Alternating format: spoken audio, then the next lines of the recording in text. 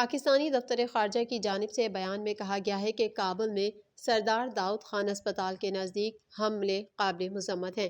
حملوں میں قیمتی جانوں کا ضیاع ہوا، بڑی تعداد میں لوگ زخمی ہوئے۔ ترجمان کا کہنا تھا کہ ہم متاثرہ خاندانوں سے دلی ہمدردی اور تعزیت کرتے ہیں جن کے پیارے دہشت گردی کے اس بہیمانہ واقعے کا شکار ہوئے، اور ہم زخمیوں سے بھی ہمدردی کا اظہار کرتے ہوئے ان کی جلد صحت یابی کی دعا کرتے ہیں۔ ترجمان دفتر خارجہ نے مزید کہا کہ پاکستان ہر قسم کی دہشت گردی کی مذمت کا اعادہ کرتا ہے۔ یاد رہے کابل میں واقع ملک کے سب سے بڑے فوجی اسپتال سردار محمد خان داؤد ملٹری اسپتال کے مرکزی دروازے پر یکے بعد دیگرے 2 بم دھماکوں کے نتیجے میں طالبان کی بدری فورس 313 کے سربراہ سمیت 25 افراد جاں بحق ہوئے تھے۔